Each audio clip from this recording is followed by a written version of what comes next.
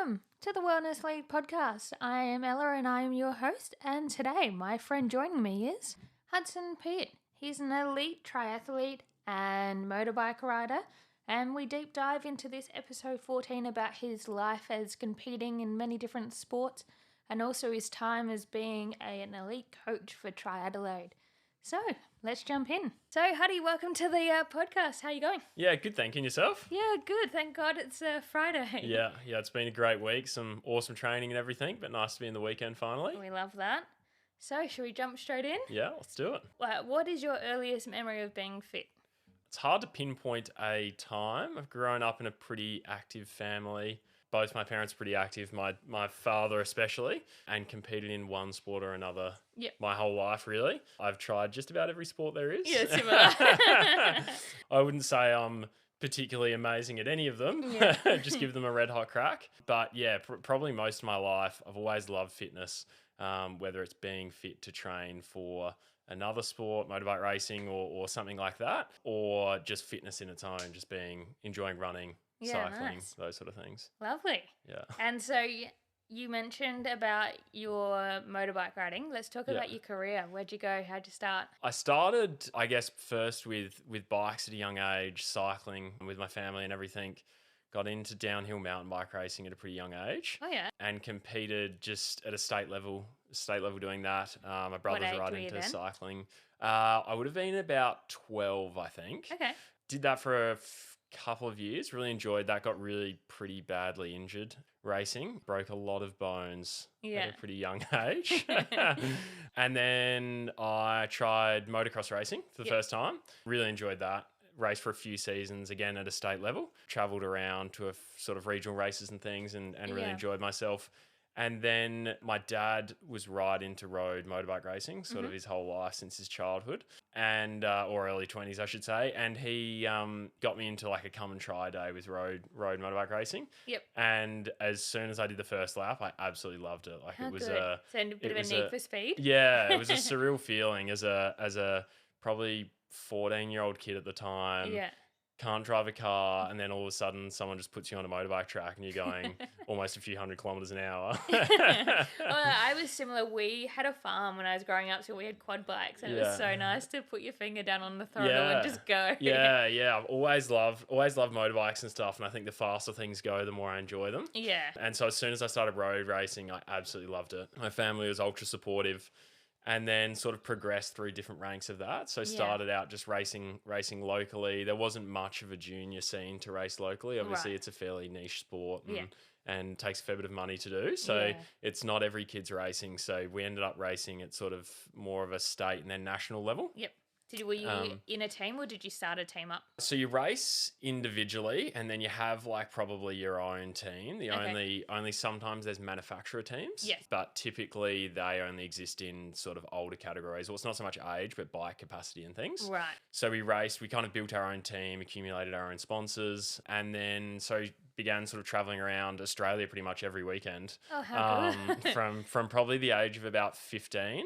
And progressed up through different capacities. So instead of age-based sport, it's more around the size of the motorbike you're racing. So what are you starting on? I started on this is going to sound weird because you go sort of different 2-stroke and 4-stroke. So I went 150, 125, which 125 is quicker, 250, 600, and then did a little bit of riding on thousands, which is sort of as big as it gets. Okay. And then raced nationally for a little while, and then managed to come third in the Australian Championship racing at the time what they called a Moto 3. Yep. And then, really loved that. It became like super competitive. I was training like all the time. What's that bike compared to like a MotoGP bike? So there's 3 categories in MotoGP. There's Moto 3, Moto 2 and MotoGP. Okay. So it's like the smallest like category. Formula 1, Formula 2, Formula 3. Yeah, similar. More so just the speed of the vehicle is just slower for the smaller ones. Okay. And typically attracts like a smaller rider, naturally younger. Right. So it's kind of as you progress in age and you sort of progress through the ranks of the size. And I was super lucky. We travelled around Australia for a lot of my childhood. childhood racing. Went to some pretty awesome places, some less desirable locations. What's your like favourite place to race? I would say in Australia, it's probably Phillip Island, which is a couple hours out of Melbourne. And that's a beautiful track right on the edge of the ocean. As you're going down the main straight, you're kind of like looking out into the ocean. Oh, nice. And it's beautiful and just world class. And at the time, the best we had in Australia until something like the Bend came around, which was unfortunately after I stopped racing. Yeah, so raced at national level. And then the next progression from there, Europe's kind of the hub of racing. Okay. And then I feel like it is for a lot of sports, especially motorsports. Yeah, exactly. It's where a lot of the money's in Europe, and just the densely populated areas obviously attract bigger crowds and then financially support the series and everything. Yeah. So it was kind of, at the time, I guess I was probably 17-ish. So trying to juggle school. Were you like year 12? Yeah. So when I started really seriously racing, I was probably year 10. Okay. Which was a pretty tough time juggling school and racing full time. Teachers didn't really understand what I was doing, nor I don't think they really wanted to understand, to be completely honest. Fair enough, yeah. Particular school I went to was focused towards mainstream sports like cricket and football and You're so just on. one of the cool kids, right? Yeah, I like to think so. So yeah, it was a pretty difficult time, traveling a lot. School certainly wasn't my focus. At the time, my goal was to be racing full time as a professional athlete and everything. So, did you have somebody you looked up to at that point? Casey Stone was kind of the idol, I guess. There was a few older races that I quite liked as well, but at the time he was really quite dominant, and he retired not long after that. And then Marc Marquez was sort of the next one. Yeah. And so then it was kind of like a decision with my family what to do. You kind of either go to ideally Europe, the US, or Asia. Yeah. Europe was a big move because I was like 17 years old, 16, 17. It would have meant me moving away from home, living there full time. And so a lot of money to go and do it as well. A lot of money, yeah. You're paying your way. Unfortunately, for a really expensive sport, there's not sponsorship that follows that's comparable to the cost involved. Yes. So, yeah, at this point in time, like parents pouring in a heap of money, luckily to have like really good financial backing from sponsors, but still incomparable to the cost. And then we kind of made a decision. An option came up. I was getting some backing from manufacturers at the time and riding a Yamaha.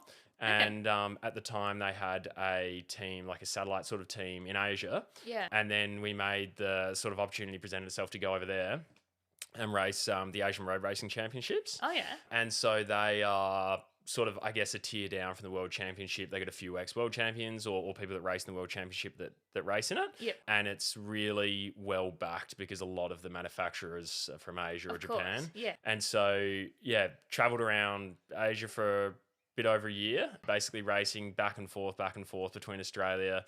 Benefit, I didn't have to move away. I could still keep training here. And then racing over there, which I really enjoyed. That's actually kind of a nice setup rather than having to like go and fully relocate yourself to another country. Yeah, exactly. And I think at the time, it was like there's a heap of pressure on you to perform well. You're still pretty young, can't speak the language, haven't always got the luxury of having family and things there. So it's certainly a lot easier to be somewhere that's a short flight away other than a day and a half of travel or something like that. So, and where were some of your best tracks? I loved the Japanese tracks. There was one called Autopolis, and it's basically, the best way I can describe it is it's on the top of what would otherwise be a ski mountain in the summertime. You race there. So in the wintertime, there's heaps of snow, track's closed.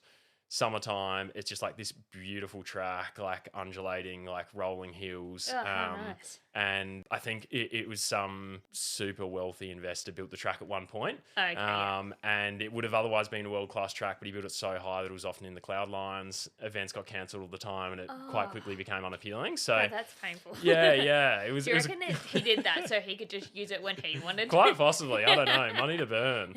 But yeah, that was really cool. Raced over there for probably a year or so, and then started having it became really unclear where to go from there. It's a weird world. I won't get into too much of it, but you're spending a lot of money to get on a good team. Yep. Unfortunately, it's not a sport like triathlon where it comes down to the athlete's performance. It comes a lot down to your equipment. Okay. And so you're racing against some of the best riders in the world, and they're on some of the best bikes in the world. Yeah, because they can afford it as well. Exactly, yeah. And meanwhile, you're flying into a country you've never been to. You arrive 3 days before the race. Yeah. Your track you've never seen before. I just pull my stuff out of a bag, get on a bike I rarely ride. Yeah. And then you're expected to compete with some of the world's best riders. So yeah, that's hard. it's a bit of a against the odds type scenario, but I really enjoyed it. I learned a lot. It was, it developed me a lot as an athlete and as a person, I think. Yeah. But unfortunately, it sort of got to a point where having a lot of difficulties with the team, where basically there was issues coming up and I was having mechanical failures. I'd train for months, travel half around the world, go over there, have a mechanical failure, which was you can't control that yourself. Yeah, exactly. And it was oversights on the team's behalf and things like that. So it kind of came to a point where we'll come back to Australia, we'll continue racing here. And we did that, came back here. I had a massive crash in pre-season testing in Phillip Island. Yep. Nearly a couple 100Ks now sort of thing. Came off, absolutely destroyed my bike. Wow. I was fine, luckily. But was it one of those classic around the corners and you slide across the track? Yeah. So you can sort of like split second mind where you're like, oh, this is going to hurt. And then your bike's just like cartwheeling and you're on your back at like 100Ks, like a couple 100Ks now sort of thing. Yeah. And I was fine. Like I got up straight away, a few burns and things and whatever, but destroyed the bike very beginning of the season. And we couldn't get things ready in time to race. And so we just decided we'll put things on hold for a second. We've been like racing religiously every weekend now for a few years. Yep. And we put things on hold. And then, I don't know, we were reevaluating what to do. It wasn't exactly clear the path to kind of get to being a world champion or racing the world championship. And then at the time I was working for my dad, began studying at uni. Okay. And then I guess my focus just sort of shifted. We kind of all agreed that it's been an awesome experience. Yeah, wouldn't change it for the world. Yeah. Exactly. But unfortunately, it was just one of those things where it wasn't necessarily light at the end of the tunnel. And it's a pretty long road to go down without any sort of like clear reward. And at that point, it was well past the point of racing for fun. Like it was, we were there to kind of like, there to win. Yeah. And then at some point you need to financially make it viable to be racing. Yeah, that makes it complicated, hey? Exactly, yeah. So it was a funny sport, but awesome experience. Like traveled all around the world. Yeah. Met some amazing people. You still in contact with some of them? Yeah. A lot of I made a lot of lifelong friends. Yeah, really good people because you travel like every weekend and you see these same people, like although there's some of them are interstate, well, the majority of them are interstate, you're still with the same people every weekend. So they become sort of your best mates and stuff like that. So yeah, people I'll stay in touch with and it's really good. And just awesome family time as well. Like the amount of road trips we had as families in the car, we're pretty and all the games you might have came up with. Yeah, exactly. Yeah, a lot of I Spy, a lot of mixing music choices, but no, it was really cool. And you talk about your training there. What did that kind of entail? So when you were back in Australia training? It's funny. It's a mix. I would say I took my physical training very seriously. Yeah. I think that's where I began to love fitness more. Okay. At the time, and I think there's a misconception that it's like someone gets on a motorbike and they just like turn the throttle and it goes and that's it. You don't really need to be fit. You've also got to have like the body and everything to be able to do that. Yeah, you're holding onto a rocket going like a few 100Ks an hour. Yeah, but you got to also be aerodynamic, right? Yeah. Like it's incredibly physically demanding and mental fatigue is just like out of this world. I can imagine. And yeah, so when I was back here, I took my physical fitness really seriously, and that kind of happened at a point where I was racing for a few years.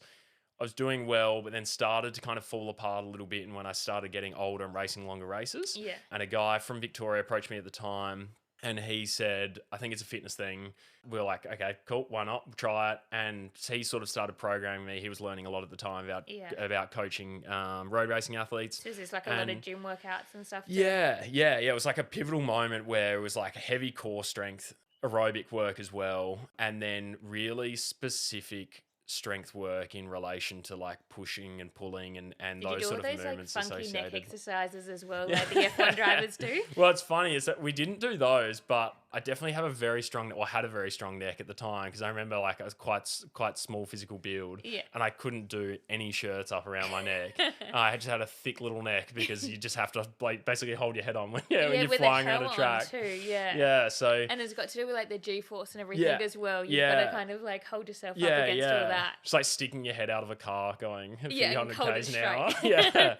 So I did a lot of it was a real turning moment for me where physically I just changed it became a real focus. I was eating the right things, and not that I was particularly bad before, but it was more just have some consistency, and what sort of, I guess, became the foundation of what I do now in terms of training and consistency and things that kind of underpin everything I do. Yeah. But yeah, I started doing a lot of physical training, and then I would just ride motorbikes, push bikes, like anything with wheels as often as I could. So I would, if I could ride a road bike like a motorbike, I would. But unfortunately, access to a track's just like, it's difficult. Yeah. At multi-million-dollar facilities, and they're not on every corner sort of thing. So you ride motocross bikes, what they call flat track, and then cycling. And it's like your bike skills and comfort on a bike is just pivotal.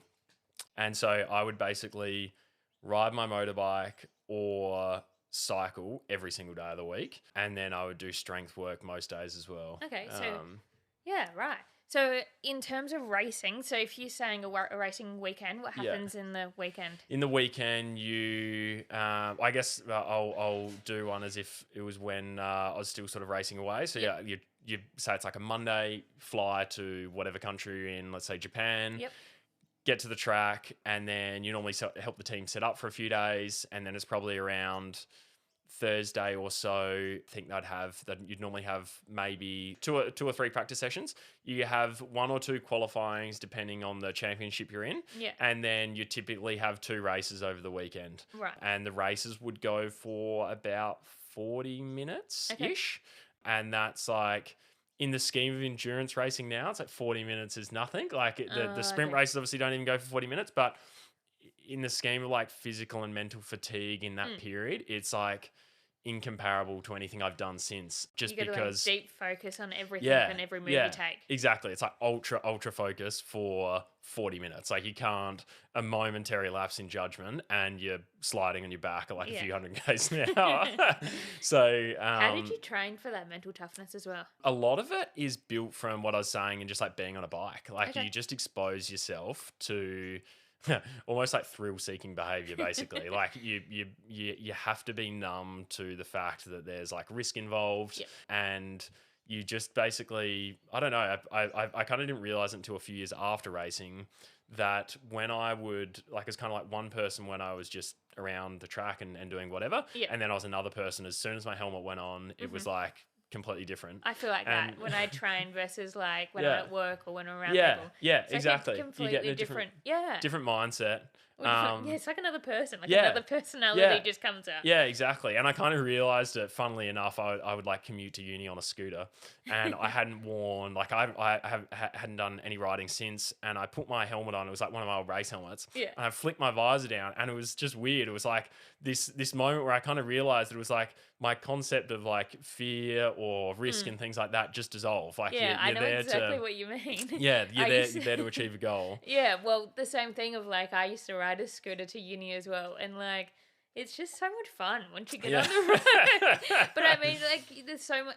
You just got to be so focused on what's around you. Yeah. And because anything could come out of anywhere. Yeah, exactly. Well, it's funny. Even to this day, I don't have my motorbike license. Like really? I rode my scooter with my driver's I did. License? Yeah, with my driver's license. But I had my L's for a very short period.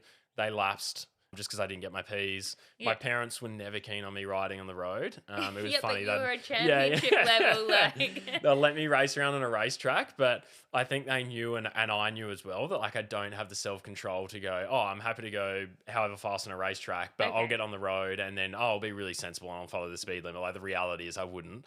and there's too many variables. Like on a racetrack, you've got hundreds of meters of runoff. It's a controlled environment. There's no things on the track. The track surface is consistent. On the road, it's like everything's going on. Yeah. Not like so much you, it's everybody else around you. Yeah. My dad had been cleaned up on a motorbike commuting on the road like several times when he was younger. So I think that was definitely a bit of a red flag. Factor not to get that license.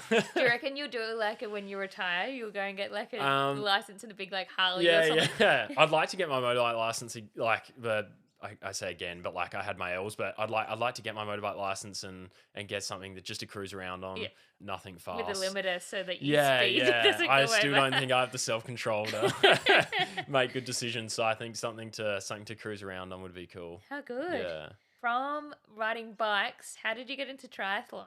So when I finished racing motorbikes, I was like really keen to pick up another sport like immediately. And my parents at the time, or my mum specifically, said like maybe it's a good time to just like you're studying, like put your focus in there. Like physically, you don't have to push yourself. Yeah. I'd spent like my whole childhood competing in one sport or another. Yeah. And then I kind of did that for a little bit, and then I went back to the gym. And when I say went back to the gym, I probably wasn't at the gym for like a couple of months. And then I'd spent my whole childhood racing motorbikes, not being able to ever put on weight, and I would eat like lean foods. I would lift like light weights and heavy reps and heavy repetitions and whatever. And then I all of a sudden didn't have this constraint, and so I thought, oh, this is great. I'll just lift some weights. I'll put on some bulk up, which I did a lot compared to what I was before. Yeah. And really enjoyed that. And then I kind of looked at CrossFit at the time, and I thought CrossFit would be awesome. Like like all the washed up athletes go to CrossFit, and then you get broken from CrossFit and you go to triathlon. Exactly, yeah. I can say that because I am one like that. Luckily enough, one of my mates owns a gym, and he said at the time, he was like, I don't think CrossFit's a good idea. And for that reason, he was like, you're going to get injured. Like, just enjoy your training. You can be fit without doing that. And so I did that, and that was good advice. And then I sort of went along doing sort of similar things for a little while. And then my partner, Hannah, she said, oh, let's sign up for the Noosa Marathon. Okay. And I was kind of like, yeah, that sounds awesome. Like, I love a challenge. And we signed up for that. A few of my mates signed up, and we started training. It sort of started out at the time, like very much wasn't fit. I couldn't run 5Ks. Like I physically didn't look overly different to what I did before, but just no aerobic capacity, not a lot of Crazy not a how lot of quick strength. you can lose that stuff. Oh yeah, I lost it big time. And when I was going to the gym a lot, I wasn't doing a lot outside of lifting weights and things. So running wasn't a strong point. And then I signed up for that, and then I think it was around COVID time, and then events were getting cancelled and things.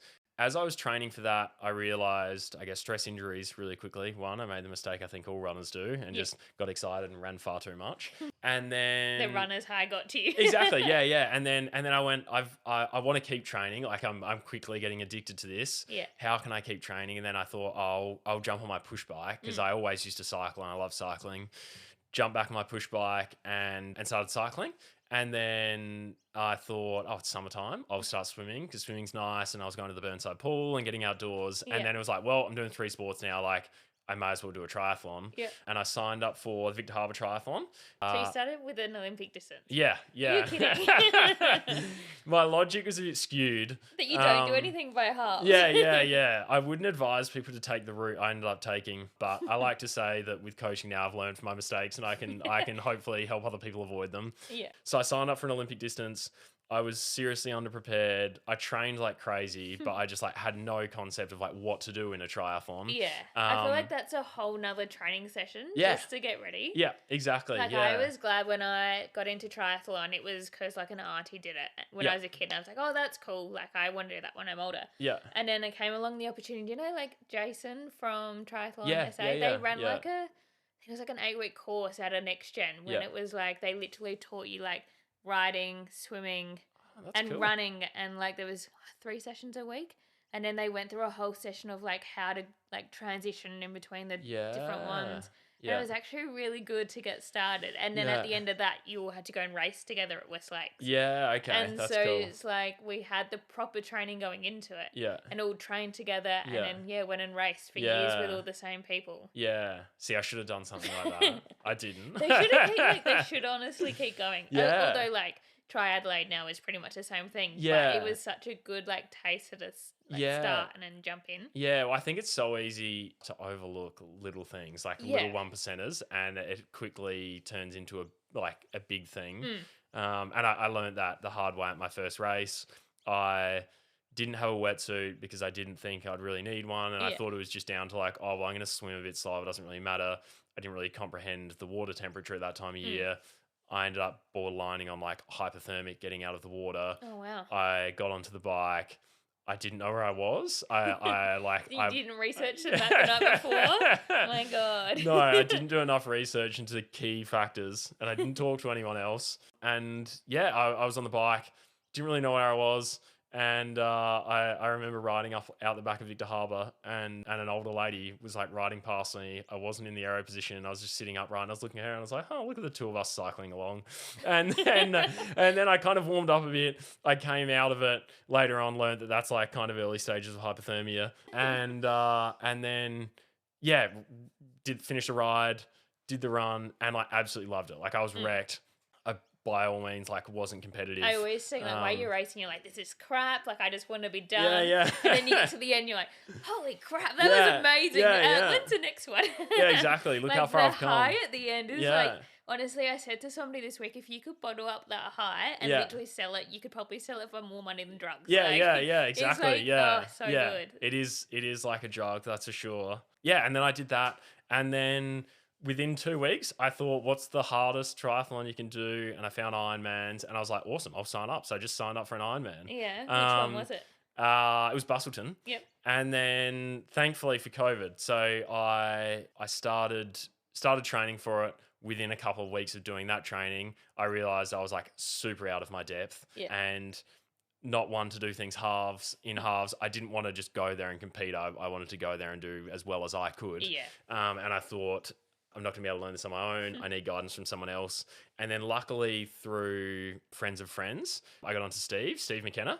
Was this back when he had his old business? Yeah, SM Endurance. Yeah. So I think I've been following him since back then, because back when I first started racing, he was like the elite of the men's level. And so he would like speed past you. I'm like, who's that guy? Yeah. And these like carbon fiber wheels that make like such an annoying sound. Amazing sound. And I think that's when he started SM Endurance. Was not too long after that. Yeah. So it was certainly early days in SM Endurance when I came on board. I reached out to him and just said, this is what I'm doing. Yeah. And as I know now, and I would tell other people not to do, he was like, you shouldn't have signed up for a full Ironman. You've got 6 months to train, 6 or 7 months, and like you're not coming from a very good level. He worded that in a nicer way than that, but he said, yeah, we'll do the best we can to get you there. When I signed up, I was pretty much already coming on board with stress injuries, which is also common. I've found now coaching other people that they kind of like get the point where they decide they need help from someone else is also when things are sort of kind of falling apart. Yeah. And unfortunately, I came on board, had stress injuries like straight away, not as a result of what I was told to do. It was literally week 1, and I was like, I'm hurting. And then went to the doctors and sort of had like low-level stress injuries. Yeah. Is there any way that you can advise people to not get them? Yes. The whole 10% increase in load is very accurate. Yes. So don't jump straight into the deep end. Don't jump straight into the deep end. It'll feel slow at first, especially if you're starting out from a base of no running. Yep. A few things you can do to adopt a bit more load without putting less impact on your body is running on unsealed surfaces like grass, gravel, pretty much anything other than bitumen's good. And then adopting run walk. So especially like for a fitness thing, just anyway, like if you're trying to get into running, triathlon, anything. Yeah. If you can progress, you start out with like a minute on, minute off, and then you shorten your rest period and increase your active even like period. A slow pace. You don't really have to start pushing a pace from the beginning. Like slow talking pace. It's actually fine just to begin with. Yeah. I've made all the mistakes being super competitive and like wanting to I thought the concept of training at the time was like, if you're hurting, like you're doing the right thing. Right. I now know that's like not the logic at all that you should adopt. So conversational pace is like the easiest thing. You don't need a Garmin necessarily to begin with, and you don't need to read into things too much. If you can chat to the person next to you while you're running, you're in a good zone. Yeah. And then increasing 10%-ish or less, and then are you saying in terms of speed and time? Time mainly. Yep. So I guess there's two different things. There's how much you're increasing your overall load over a week, and then how long your longest run is a week. So you want to be careful that, say you miss a run and you go, oh, well, I've got to run for 2 hours this week. You miss one of your half an hour runs and you go, oh, I'll just chuck it on my long run. That's not a good idea. Yeah. You're better off just, unless you can fit it in sometime in the week and still do that half an hour. Yeah. Dropping it on another run, especially where you're beginning, is not a good idea. So you're better off just you're better off removing it. Yeah, exactly. Yeah, or doing a component of it, sort of thing. Okay. And then deloading as well is another really important thing. So don't always load. So you do it in like a 4-week cycle. Yep. So you kind of like build 10%, 10%, 10%, Mm-hmm. deload. So you kind of like reduce back maybe 20% ish, Yep. Still keep active. And then it allows your body a bit more time to recover. Yep. And then especially if you're getting into the territory of having stress injuries and things like that, having your muscles recover over that period of the week really help. What are like common stress injuries to have, like in the shins? And... Yeah, like lower limbs, like shin areas, like the most common. And there's really varying grades to it. Like I didn't get to the point where I had fractures, but they basically they do I think it was a CT scan, and it highlights spots in your bone, and they basically like heat up like a map sort of thing. And then that's where the stress injuries come from. Yep. Are they like splits in the bone that form? Yeah. So it's just like a really low grade fracture sort of thing that just can progressively get worse if you don't do anything about it. The other thing that's really important I found is I had weak calf muscles. Okay. So doing calf raises is really helpful. Yep. And then also stretching your calf muscles. So a lot of times I found that if I had tight muscles, it would just transfer the pain into the bone area. Mm-hmm. And then that sort of is like, it progresses on from there into stress injuries. Yep. So normally... Make a tennis ball your best friend and roll them out. yeah, exactly. Yeah, get on a roller is really helpful. But I think the main thing is if you can take one thing away, it's just like progressively loading. Yep. Listen to your body. Don't just go, oh, I saw someone Strava and now I want to be one of those. Them. Or like I want to be one of those guys on YouTube and go like, oh, I did a marathon with no training. It's like, I think most people could probably cover 42 kilometers without training, but it's the problems you have after that. Yeah. I like to make it more sustainable. Enjoy it long term rather than like one-off thing. So back to your Ironman. Yeah, so I was training for that, got stress injuries. I didn't do any of the things I just said. And this was 2020? Yes. So during lockdown you were training, or? Yes, this was 2020. Yeah. So lockdown was training, and then got stress injuries. I couldn't run, and then I just continued riding. I was swimming when I could, depending on like whatever the lockdowns were with the pool and whatever. And then I trained like all the way up, and then like at the last, I don't know, it was maybe like a month before they cancelled the event because of COVID. Right. Which was a blessing in disguise. I was very disappointed because you train for months and months and months. You go through all these things. It was a blessing in disguise. And I remember speaking to Steve at the time, and he said, this is the best thing that could happen to you right now. It was going to be a rush all the time. Mm-hmm. He was like, and this is the same thing I sort of relay to athletes now with a similar philosophy. It's like, you can do it on less training and you'll get it done. But you probably won't enjoy the experience, and you'll almost never want to do one again because it won't be fun. Yeah. And you kind of walk away from it going, I think I could have done more. So you're better off not rushing the process, getting there in one piece with adequate training. And then, that got delayed, which was great. So then end of the year, kept training through, could get back into running. Mm-hmm. And then what did I race that next year? Then I raced Sunshine Coast, 70.3. Oh, actually, no, I did. I did Murray Bridge, and then I did Murray Man. Murray Man was technically my first 70.3. Right. Although the distances were all over the shop and it wasn't a 70.3. Yeah, they're a bit messed up at that one, aren't they? Yeah. So I don't know what we ended up like. We cycled too far. We ran not enough. Almost a good combo though. Yeah. It probably worked out about right. I don't know, but I got a flat tire. It was a horrible event. Like you're getting wind. Like there's this wind blowing all over this lake. Yeah. It's fresh water. Is that it's not like buoyant. Lake Bonnie that you do it around? I can't think what it's called. Might be.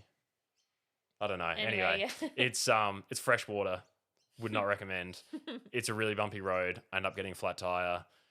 Somehow managed to do the quickest tire change I've ever done in my life under pressure. I don't know how. I probably couldn't do it right now. And then ran, and I loved the experience. It was awesome. Like it was really cool to kind of see. Although I didn't really enjoy the race because of the environment sort of thing, it was really cool to look back and go like, all right, the hard work's paying off. I'm getting a lot fitter than I was before. Mm-hmm. And then I did Sunshine Coast, and then I did really well at Sunshine Coast. For me, had like a good overall result, and that was my first Ironman branded event. Yeah, and that was awesome. I had a really good time. Like everything started to come together. I think I ended up doing 4:19. I think I just went just So below good. 4:20.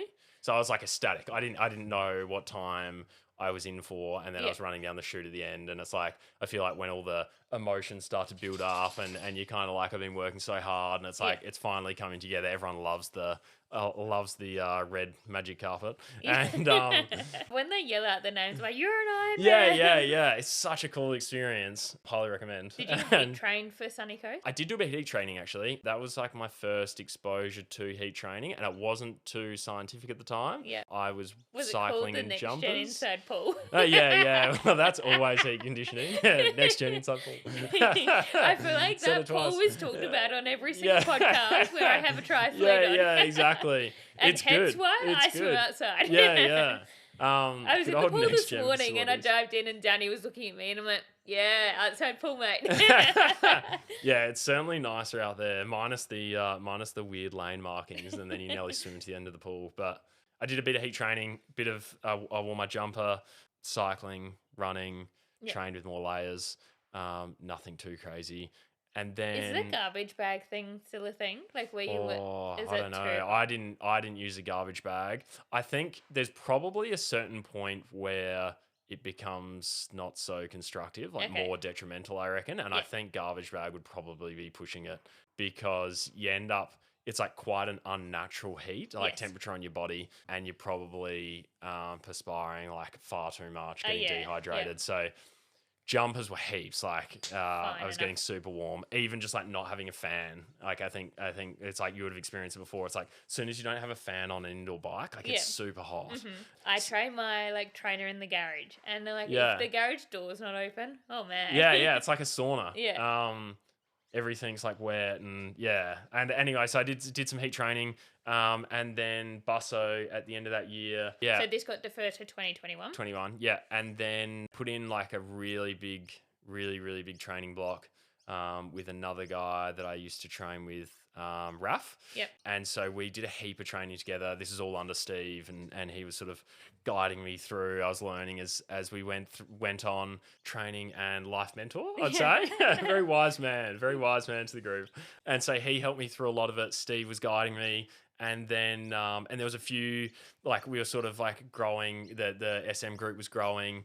Gio, one of the other guys, were training with a lot. And then, Busso came around. It was going, I can't remember what was happening COVID wise, but there was going to be issues potentially around WA closing again. Yeah, because they kept closing to the eastern states. Yeah, he was all over the shop. Because they had that premier in who didn't want to touch like Melbourne and stuff. Yeah. So I was like, I can't do this again. I can't miss another race because of COVID. And so I was talking to Raf at the time and I was like, what do you reckon about going over early? And luckily my work was like really flexible and they said you can work remotely. Nice. And we were like, let's do it. So we hired a house in Fremantle sort of thing. Yep. Actually, so not far from Busso? Close to Cottesloe. Yeah, it's still a bit from Busso, but it was because we didn't have to be there for a bit. We thought we'd just set up near Perth, and we went over there 2 weeks before the race, and then the week before the race, the borders closed. So we got in, which was awesome. I was ecstatic. Like I was like, well, we spent a fair bit of money coming over here now, but it was a really good training camp, and I could still work. The weather was nicer. Yeah. Anyway, so we spent like a week training there. There's some awesome outdoor pool. I don't know what it's called. We spent a lot of time there, rode around, drank a lot of coffee. And then we went to Busso. Busso is seriously hot. Yeah. seriously hot. I did more. Sorry, I forgot to mention that. Heat training for Busso was a lot better than what it was for Sunny Coast. Yeah. We did more training at Next Gen, like wetsuit, indoors, and then also we're lucky enough to use the altitude room a few times and train in there with jumpers on and things like that. And then, a lot of jumper training. And then So apart from the heat training, what was also your training leading up to this race? So what was your training week breakdown? It was pretty big. So I think it got up to, normally typically I'd train around like 15 hours. Yep. And then it got up to around 20 hours. So I'd typically, Mondays was like a recovery swim sort of thing. Tuesdays. But your recovery swim is like 3K. Yeah. At the time I was swimming a lot. I was swimming a lot at the time. And I think with my training, I always like to kind of like push myself, and I love opportunities when I can do something I haven't done before. Yeah. Hence my love for like trying to do really long endurance events. Mm-hmm. And so a lot of the time swimming at Next Gen, I'd be like, I'll just see how far I can swim in a pool for, and so I'd cover a lot of Ks, and then All right. So what's your schedule look like? so I've pulled up just out from a few weeks out from Busso. Yep. So Monday was recovery swim. It was 4Ks. And That was right. yeah, you were spot on. I did some strength work, light sort of explosive stuff, which we normally do towards the end, closer to races. Yep. I did Tuesday some building TT threshold efforts for a couple of hours, and then a 30-minute run off. Wednesday, I did a 3K swim and then a hour of hills running. Yep. And then Thursday, 2.5 hours aerobic bike session. That was, Thursday. Friday, did a 4K swim in my wetsuit. Saturday, this one's a bit all over the shop, but typically the sort of the week is about 4.5 to 5.5 hours. Yep. It'll either be race pace or aerobic based on the bike. And then I'd typically do a 30-minute run off. Here we go. That's because I was doing a race sim on this Sunday. And then the Sundays are typically, we're about 2.5 hours of running. Okay. So unless I do a race specific thing. And then that all up around that time was equating to about 20 hours a week of training. And were you morning training or afternoon training? Morning. Big morning guy. Yeah. I love it because then you just feel like you work so much better. Yeah.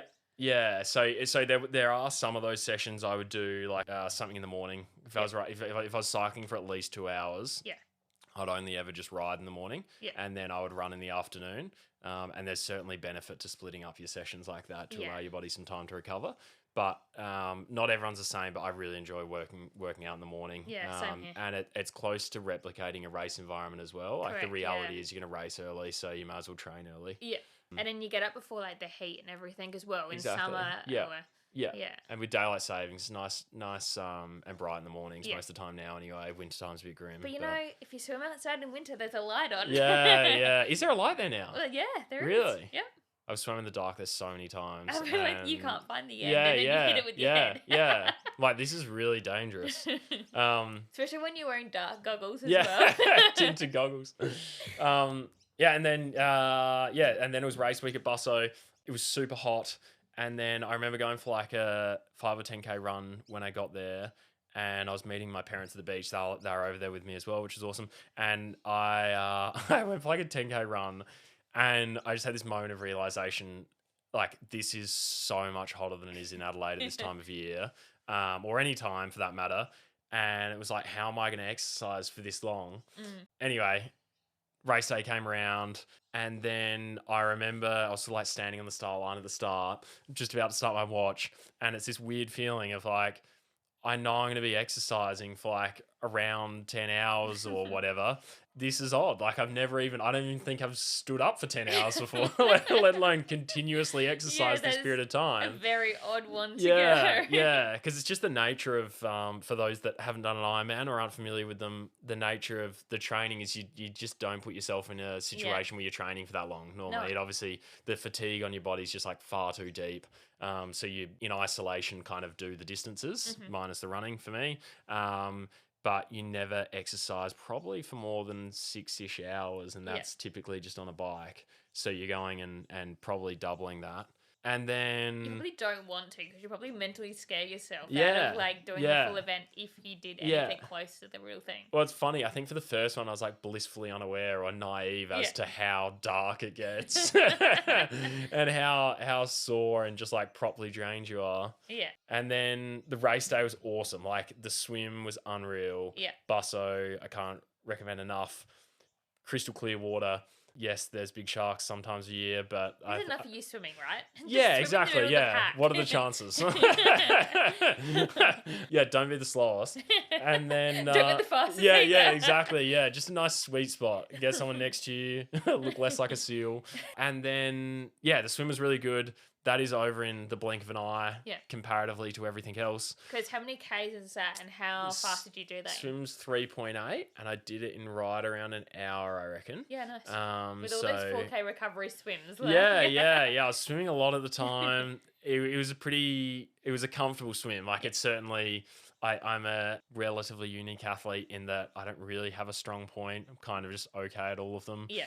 Probably I'm best on the bike, but yeah, swimming, I'm certainly not bad. I'm not the best. So it's just kind of like get in, get it done. Yeah. There's only sort of marginal gains to be made up comparatively to everything else. Whereas if you're to sort of use that or reserve that energy for the bike, for example, average a kilometre an hour quicker makes quite a difference over, Are you over that period. in doing a swim like that, do you prefer to use more arms and legs, keeping your legs kind of a bit fresher? Yeah. With the buoyancy of saltwater wetsuit, you've got a lot of outside assistance, which means you're sort of like putting a lot less load on your body. Yep. You're still using your legs, but I guess legs are sort of less for propulsion and more stability kind of thing, Right. like we cover in the sessions.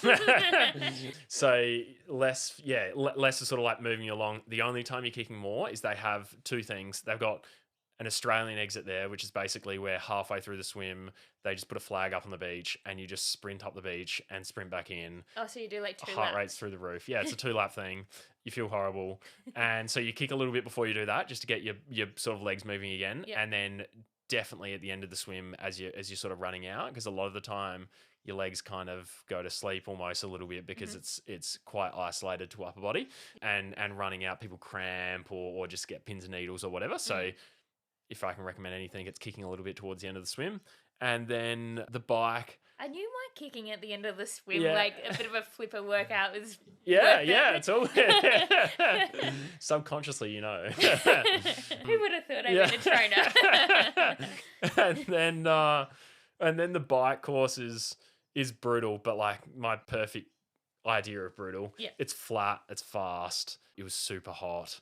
The time I had a sleeveless tri-suit, I got horribly sunburned. Oh God! And what kind of bike are you on? It's called a Canyon Speed Max. So Nice a triathlon bike. Yeah. It's a nice bike. Certainly not the best bike out there. The mid-level bikes, though, it's honestly the athlete that's on them that will help. Like, yes, you can have like a 20-gram bike and it's going to make you a little bit faster, but the athlete on it is going to be doing the most of the work, and that really couldn't agree more. Yeah. Determines. I think my idea is like I would rather be the fastest person on the worst bike than the other way around. Expensive sport for that reason. Yeah, exactly. I find it quite good when you go past someone on like a $20,000 or $25,000 bike and you're like, oh, it's not working for you now. When all the people when they're like they've retired and they just train like that. Yeah, exactly. And they got too much money. I admire them, but it just makes me feel a little bit better.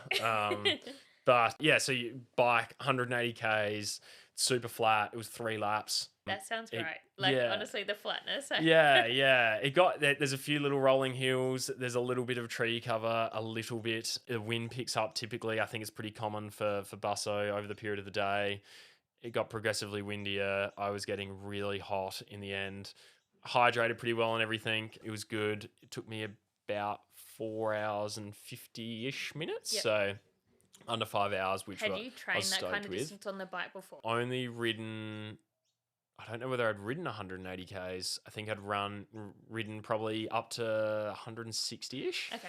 Time-wise, I'd probably spent a similar amount of time on the bike, but because you're in race pace, you're covering more distance and you're in aero position and stuff. But being in the aero position for 5 hours comes with its own set of problems. I felt like I had the back of like an 80-year-old man. I was very sore. And then into a marathon. Yeah, and then into a marathon, and it's like you get off. You throw your bike down, you're like, it's funny. You get to the end of the swim, you're like, all I want to do right now is finish this swim. Like, I just want to get on the bike. You're on the bike pretty quickly. You're like, I want this to be over. I just want to get on the run. And then it repeats itself. And so I dropped the bike, put on a bit of sunscreen because I was getting super sunburned, ran through the transition, got a heap of sunscreen in my eyes, saw the family for brief seconds. I ran past, and then you're onto the run, and it was brutal. It was 4 laps. I remember Steve saying to me, and I think Raf said as well before, he said, be really careful with throwing water on yourself because your shoes will get wet and they'll get really heavy. Smart. And like squeegee as Yeah, well. yeah, exactly. And so it's not something I would have thought of. The first thing you want is to be covered in water. Like you're boiling hot. You've been on a bike. You're dry as a bone, so salty. And so they said that to me. Anyway, I ran out on the run and I saw there was some volunteer kids there and they had some water and stuff and they're like, do you want me to throw it? Do you want me to throw it? And I was like, what did Steve say? He said not to do this. And then I was like, oh, they seem so nice and I'm so hot. And I was like, yeah, you know what?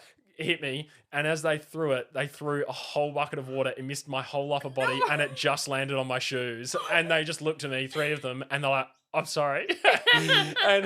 and I was like, you don't know the pain you just caused me. I'm just going to run 42 kilometers. Take your shoes off and run barefoot. It felt like it. My shoes have never been heavier in my life. Carbon plated shoes were useless at that point.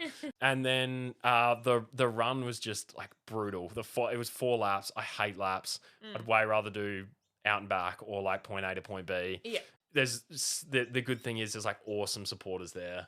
There's a heap of people that have been making the most of the pub that are supporters as well. And that's great. I love to see that. And then I got through 3 laps with the way my watch was working and my... What kind of watch were you using? I've got a Garmin Fenix 5 Pro. Yep. The way it works, I can't see my accumulated total time. Oh. And so that's what I was saying in when I did Sunshine Coast. I didn't know what time I'd gotten until I finished. And it's kind of like this moment of like, oh my God. And so I didn't know what my accumulated time was. I had no idea of where I was, like position wise, nor did I think I'd ever be in a position that it would matter anyway. Yeah. Like all along was like, I just want to accomplish something for myself. I don't care if I'm first or last. Like if I'm happy with what I've done, I'll be over the moon. And my parents, coming from an ultra competitive family, yelled out to me and they were like, you're in second place. So it turns out I was winning when I got off the bike. I overtook first place. I was winning. And then... Was this overall like pros or the age group? No, there wasn't any... Oh, was there pros there? No, there was pros there because Steve was racing. This was in my age group. Okay. Yeah. And so I was winning my age group. Never thought I would be, so I wasn't really paying much attention. Yeah. And my parents were like... So I got off... I knew on the run, actually, sorry. They said to me, you're in the lead by like a couple of minutes. Like, keep going. Anyway... First place came past, guys running like sub 3 hour marathon. He was flying. And then second place came past. I didn't even know it was second place. Like there was just people everywhere at that point. And then I was in third and my mum or my dad yelled out to me and they're like, you've got to run faster than you're running now or have done for the past lap. Or fourth place will catch you and you won't get third. Yeah. And I hadn't thought about position all day. And then all of a sudden I was like, all right, I need to get on the podium. Yeah. And I, little did I know there was going to be no podium because it's COVID. But I was running and then I thought I can't run faster now. Like I've been exercising for like around 9 hours. Yeah. I'm absolutely wrecked. I can't move faster. What can I do? The only thing I could, and I don't recommend this, the only variable I could control at that point was slowing down for aid stations, which are where you pick up your drinks and food for those that don't know. Yeah. It's like over 30 degrees. It's like 2 o'clock in the afternoon sort of thing. It's like peak of the day. And I thought, all right, well, like I just won't really drink, I guess. Like I won't stop at the aid stations. Anyone who's tried to drink a cup of water and run at the same time knows how difficult it is. Yeah. So like you run, you might get like a bit of water in. Anyway, a lap's 10 kilometers. So I basically spent the last 10 Ks after exercising for 9 hours, not consuming any water, or Gatorade. I had as much as I could throw at myself when I went past an aid station, which was pretty much nothing. So that was at like the 30K mark? Yeah, 32 Ks. And then I just spent the last lap just in absolute pain. Like I was starting to kind of like borderlining on hallucinate type thing. Wow. And my dad's like run out and he's like, you're going to do it. And with the way the starts, the person could finish in front of you but could still beat them because it's wave starts. So it's not actually relevant to where the person is. Yep. So dad was like, you're going to do it, like just keep running like you've got like, I don't know, like a minute or something like that. And so finished, did it in 9.5 hours and got third place. Thank you.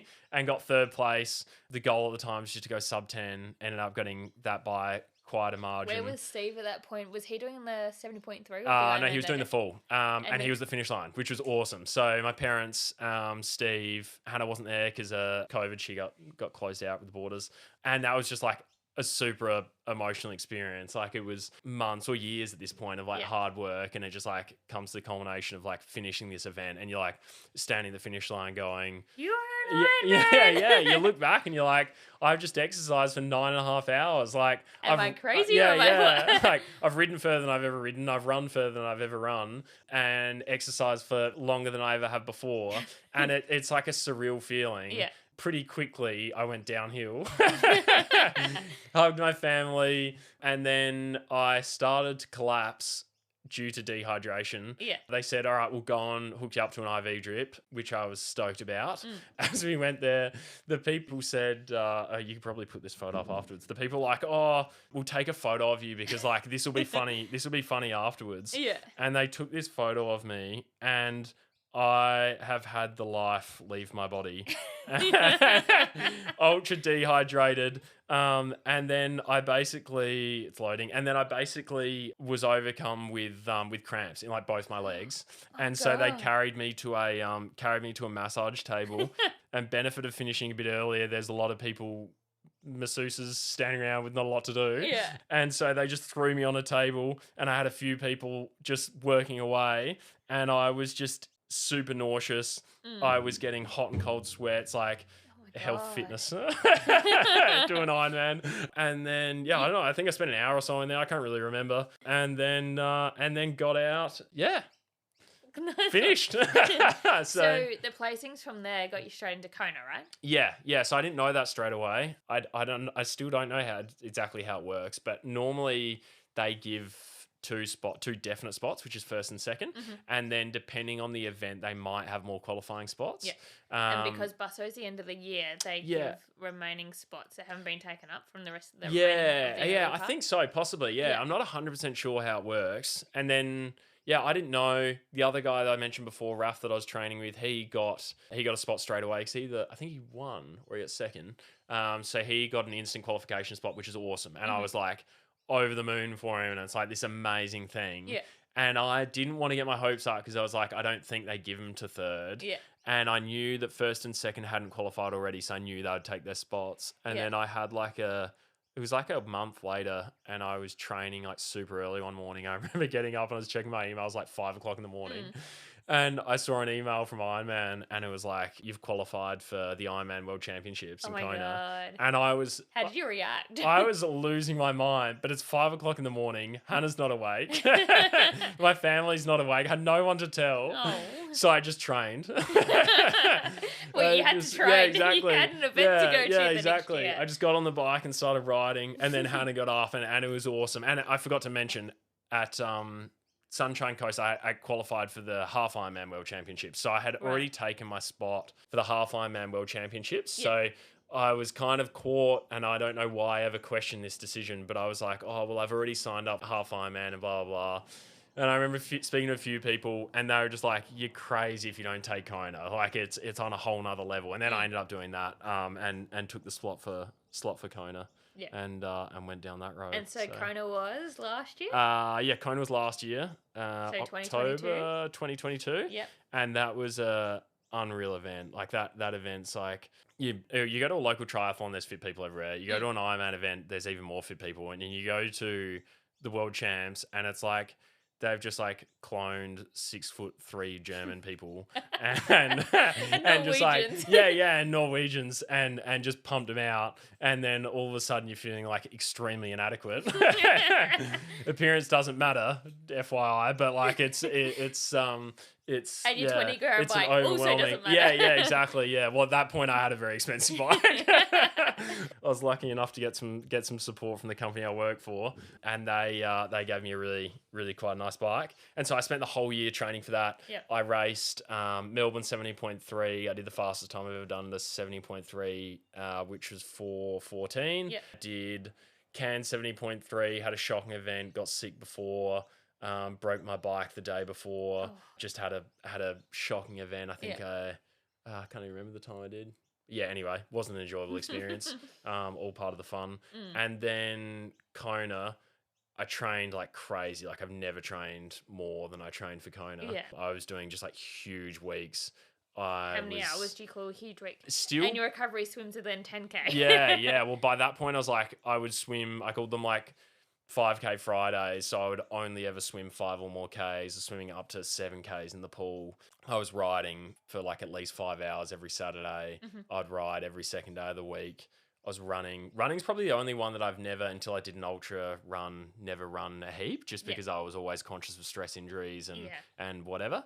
Yeah, I was just training like crazy, and I'd basically wake up, train, go to work. I'd sleep in my lunch break. I would work then again, and then I would go home, train again, sleep. And I just repeated that cycle for basically a year. Wow. It was a deep, deep hole of training. It was a really enjoyable experience, but it was a level of fatigue I've never experienced. Yeah. And Hannah's got some funny stories about how fragile I was in that time. It was really cool. Like don't get me wrong, I love it. The race? Yeah. The race was the race is awesome. It's how long before the race did you go over? I went over a week before. Yep. In hindsight, for anyone that ever gets the opportunity to do Kona, go earlier than a week. Yeah. It's very hot there. Okay. The humidity levels are plus how much? Yeah, it was like 30, nearly 35 degrees and like 90 to 100% humidity. Wow. It was out of control. Yeah. And got over like a week before, spent some time in Honolulu, which was not of a lot of benefit other than sightseeing. And then went over to the Big Island, and the Big Island's like surreal. You fly in, and it's literally this big black rock. It is covered in set lava because it went off how many thousands of years ago. And sadistically, they decide to put a racetrack through the middle of it. Right. And so you fly in, and you're just looking at the Queen K, which is where the racetrack goes. And it is just black everywhere, and this one bitch-mize road down the center. Yeah. And then again, I had a bit of a busso moment in the days prior where I went, wow, like I'm in way over my head. This is like a whole nother level of hot.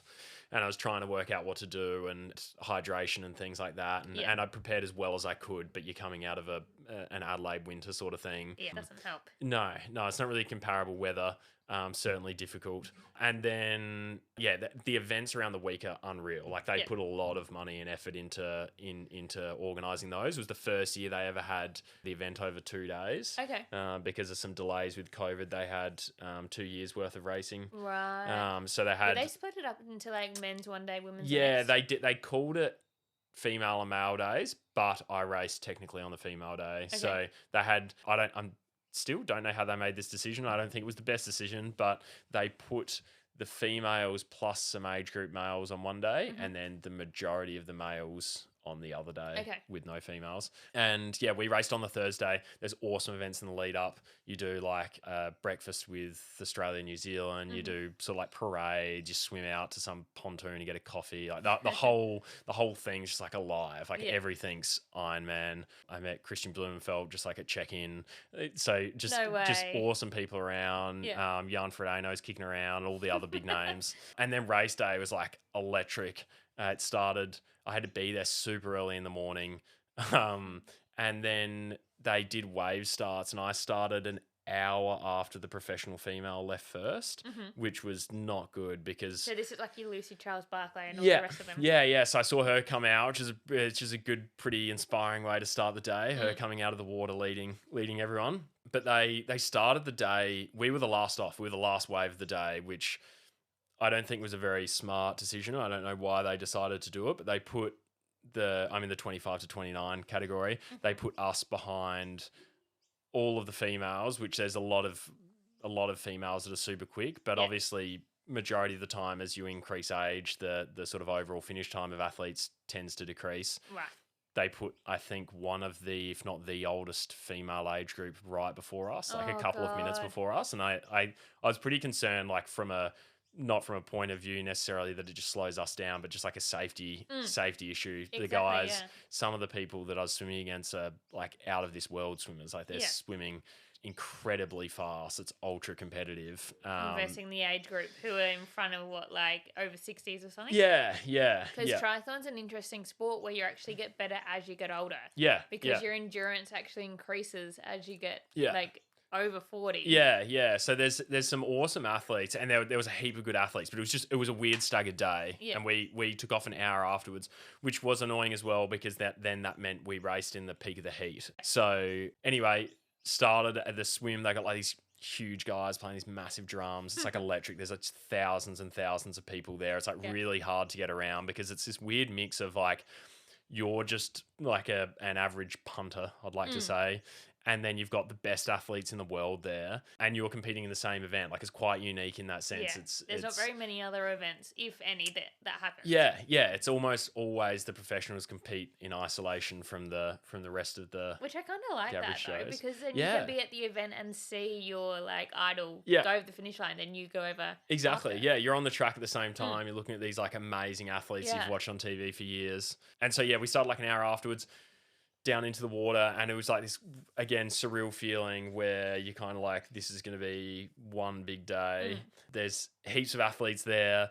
We're all on the start line. You kind of float out. It's crystal clear. There's quite literally sea turtles there. Like it's like from a postcard, and they're kind of like, you got like 10 seconds, and everyone's just looking at each other and like, let's do this. It was quite a cool moment.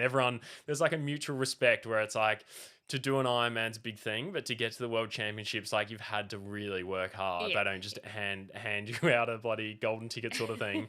Not in a cereal box. Yeah, exactly. I wish. Willy Wonka. Get out the chocolate bar. Yeah. And so there was kind of mutual respect, which is really cool. And then the race took off, and like, it was competitive. I got punched and kicked a lot.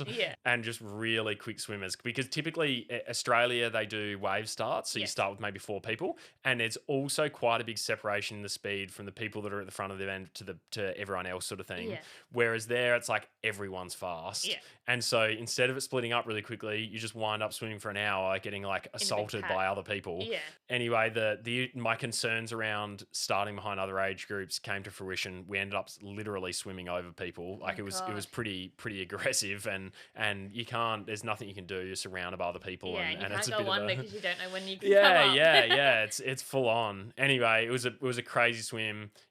Everything about KONA is unique in that most swims they sort of do like smaller laps, or they stay close to the shore.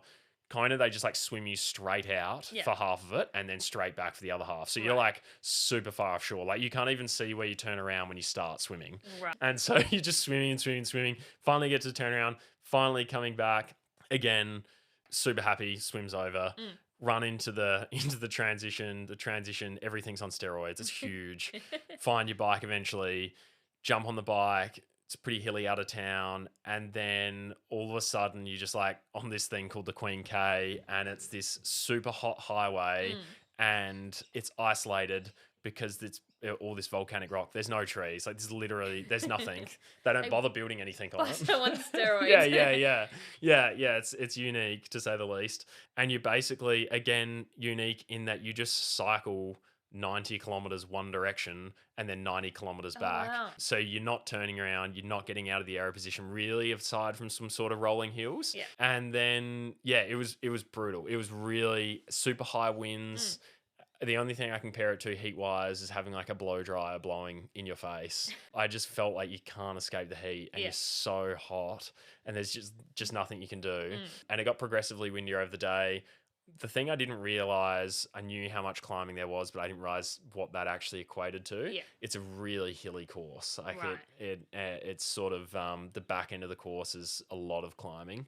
Turned around, got to the halfway point, kind of sigh of relief, ran our way back. But the race was like just beginning. Really technical descending. Had a pretty good bike. It wasn't anything to write home about, but it was pretty good in the scheme of things. Very tough, a lot harder than I had expected it to be. And then the run is awesome. You get off the bike. I remember I was riding on the bike and I was so hot and I had like zinc cream and everything on, quite fair. And I remember looking at my arms on the bike in the TT position, and my skin was starting to wrinkle because it was becoming so burnt. It was starting to bubble as I was riding. And I remember coming in off the bike and going, I need to get more sunscreen on.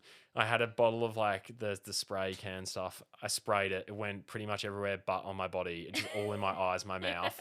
And then got out into the run.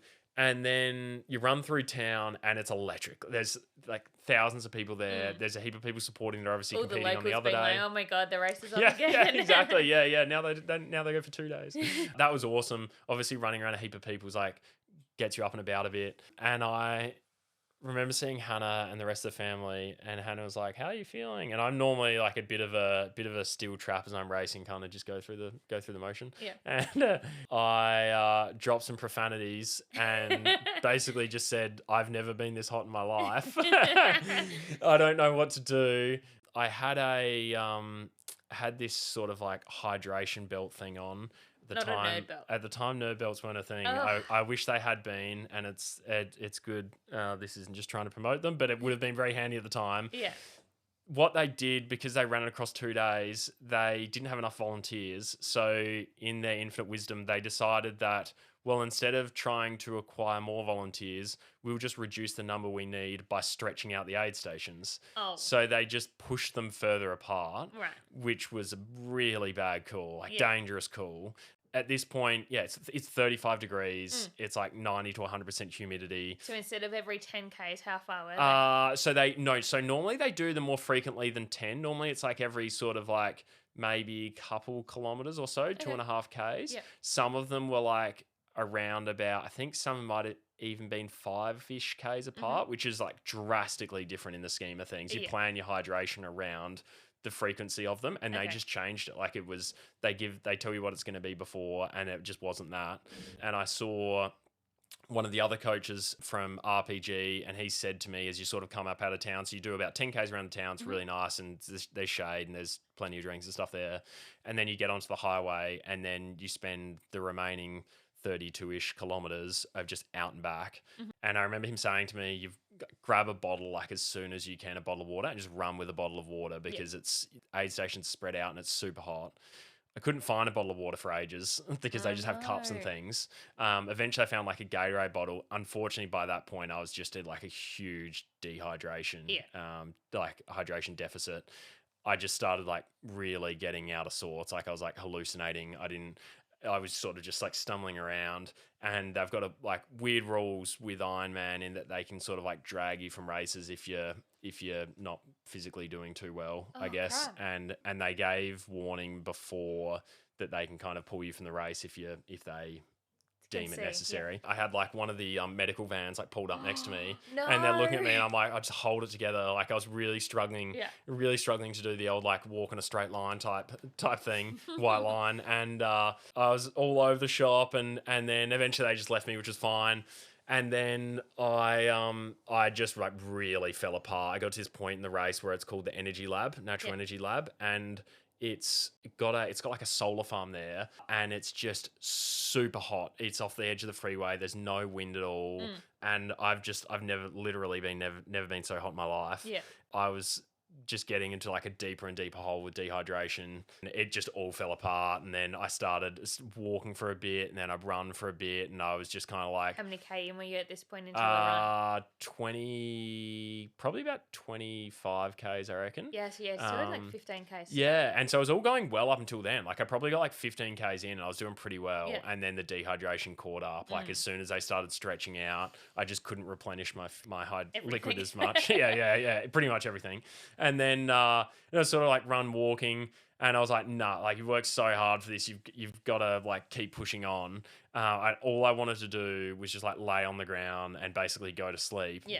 And at this point, it's getting like quite confronting.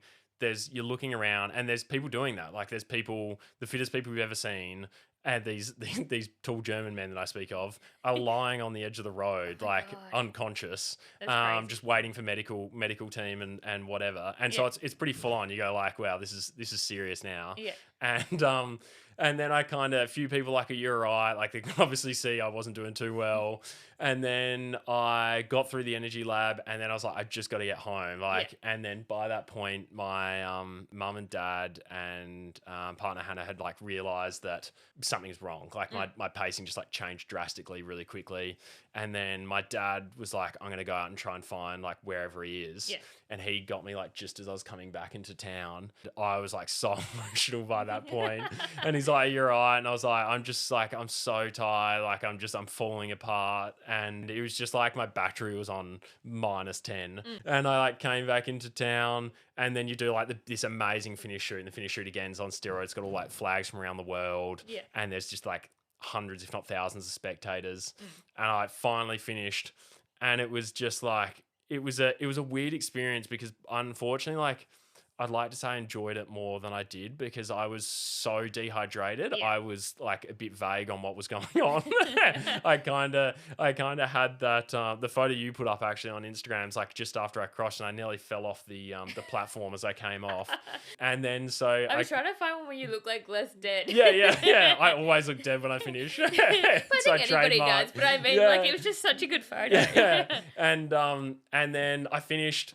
And then spent some time trying to sort myself out, found the family and everything eventually, and finished. And it was just like an unreal experience. It certainly didn't go exactly to plan, but it was one of those builds a personality a bit in terms of a testing day. And how long was that race? That took me 10 hours and 40 minutes or 41 minutes. Wow, that's a long slog. Yeah, I was really hoping to go under 10 hours, and I was on track for like a bit under 10 hours until probably about 15 Ks into the run. And then things went from bad to worse. And have you raced since then? Haven't raced triathlon since then. I've done an ultra marathon.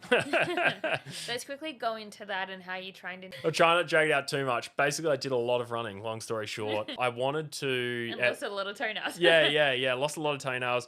With starting coaching more seriously, I always wanted to do an ultra run. Yeah. And I like the idea, or I guess my sort of ethos or philosophy is I can kind of like try things on my own. Like I feel like speaking from a point of experience in having done things is quite valuable. So I wanted to go through the process of training for an ultra marathon. Yeah. In an instance where someone I'm coaching wants to do one, I'm confident now, like, or I've learned certain things from going through the motion of doing triathlons, and then ultra marathons are slightly different again. And so I did a lot of running. I was very systematic with how I increased load to everything I spoke about before to avoid stress injuries. Yeah. My Strava graph looked quite amazing. I was quite happy with that. And were you still swimming and riding while you were training for the I was ultra? Swimming. I wasn't riding a lot. In hindsight now, at things you learn from doing it, I would have ridden more. So typically runners, just dedicated runners, don't really swim. They don't really ride. They don't do a lot of other stuff in most instances. Of, would you have done it for your aerobic capacity? Yeah, correct. Yeah. So you can only run so much a week before your body falls apart. Yeah. I'm probably more prone to stress injuries than other people, or running injuries. It is what it is. I think it's genetic makeup to a certain extent. Yeah. Once you get to a certain point of being able to run as much as you can, it's great to be able to keep training. So obviously doing that through cycling or something, I made a conscious decision not to do that at the time because I thought, instead of cycling when I'm recovering, I will just recover. Yep. And then hopefully I'll be in a better position to continue running. I think that helps a bit, but I think there's also an aspect to it where you can learn to deal with that load and recover in different ways. So, and the ultra, what was the race you did and how long did it take? I did the Ultra Adelaide. It's 100 kilometres. It's got 3,000 metres of climbing and 3,000 metres of descending. Yep. It starts in Kaipo Forest and finishes in the Adelaide CBD. Yep. It took me 13 hours, almost spot on 13 hours. I remember I was tracking you because I was like, where is he? Is he still alive? It was quite interesting to watch though. Yeah, it's an interesting event. It was different. It was difficult in a whole different way. Like it was so different to an Ironman. Mental or physical? Both extremely mentally challenging. Yeah. The biggest physical difference is, the only thing I can basically say, an Ironman is the feeling or sensation of being completely drained. You've got nothing left. Yeah. All of your energy's gone.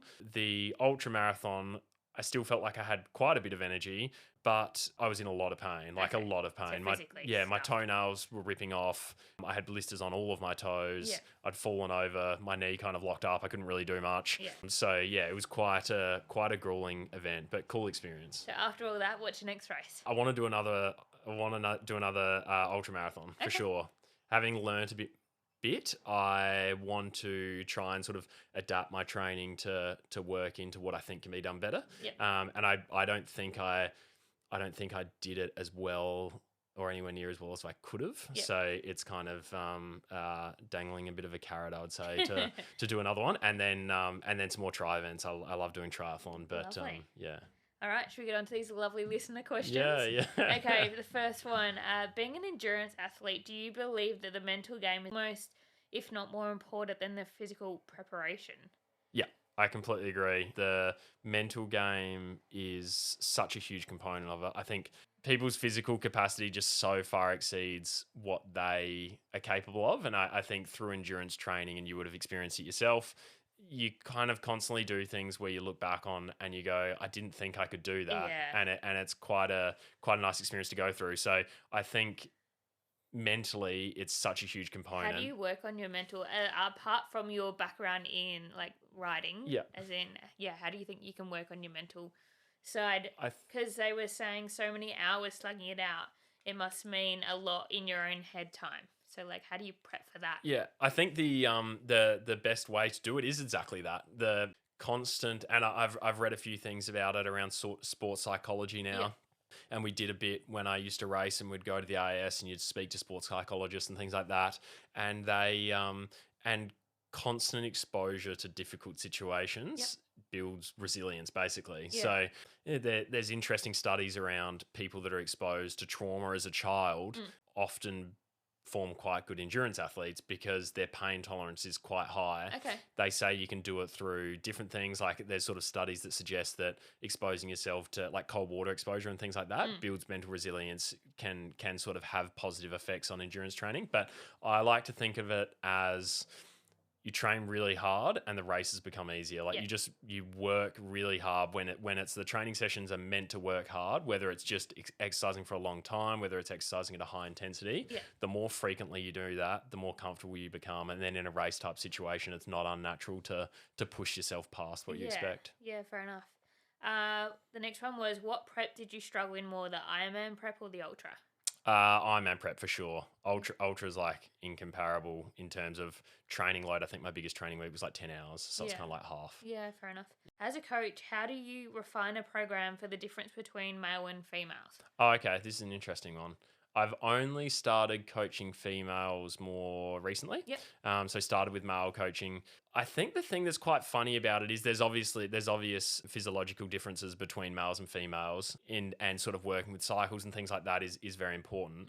I think the thing not to overlook though, and it's funny because it's not just my experience, sort of other studies I've read, is that individual athletes vary so much anyway. So it's quite funny in that like two male athletes I coach might be more different in various ways mentally and physically than necessarily a female and a male athlete. So I think it's really understanding the individual athlete, their mental and physical requirements rather than necessarily just governed by their gender. Fair enough. Steve McKenna wants to know, what's a better feeling, nailing an Ironman Busso fast or finishing KONA World Champs?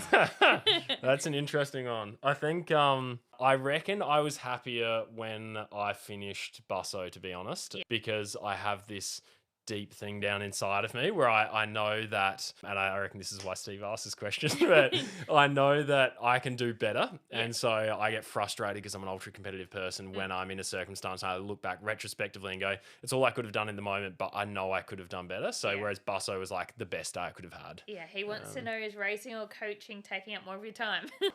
Racing, racing takes up a lot. Coaching takes up a lot of time, but a lot less physically strenuous. Overall, you love it all if Steve's asking. Yeah.